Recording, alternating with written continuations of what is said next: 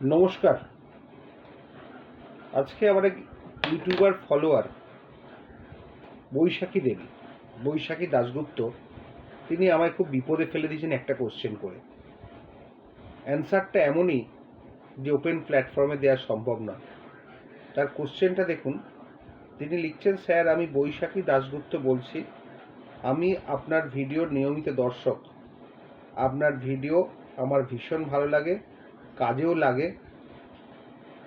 Commission কোর্টে তথ্য পেশ করার পরে ঘরের দখল নিতে পুলিশ মোটামুটি কত টাকা নেন বা এই খাতে দখল পেতে কত খরচ করতে, এ বিষয়ে যদি একটা ধারণা দেন খুব উপকৃত হই। দেখুন, ধারণা দেওয়াটা বড় ব্যাপার নয়, ধারণা আমি দিতেই পারি, কিন্তু সেই ধারণাটা ওপেন প্ল্যাটফর্মে দেওয়াটা আমার পক্ষে খুব অকওয়ার্ড। কারণ কেউ যদি আমায় চেপে ধরে যে আমরা যে টাকা নিই তার কি প্রমাণ আছে, বা আমরা যে এত টাকা নিই তার কি প্রমাণ আছে, কোনোটাই প্রমাণ করা যায় না। বলাটা ভুল, করা যায়, কিন্তু ওই সব রাস্তায় আমরা হাঁটি না।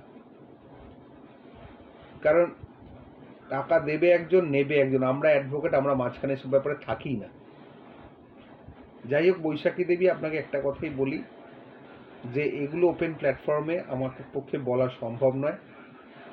আমার নাম্বার দেয়াই আছে, আপনি একটু দেখে নিন, না হলে ইনবক্সে আপনাকে জানিয়ে দিচ্ছি।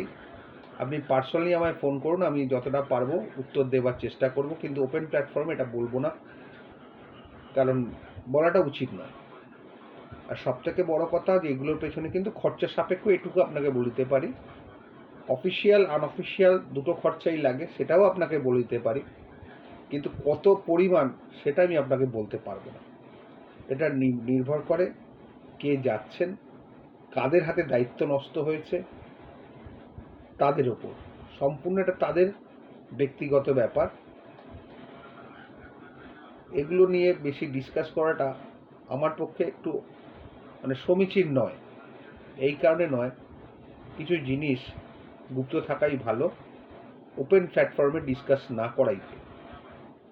আপনার দরকার হলে আপনি ফোন করবেন, আমি আপনাকে বলে দেবো। তবে এগুলো কোর্ট টু কোর্ট ভ্যারি করে, পার্সন টু পার্সন ভ্যারি করে, এটুকু আপনাকে বলতে পারি। তবে খরচা সাপেক্ষ, সেটাও আপনাকে বলে দিলাম।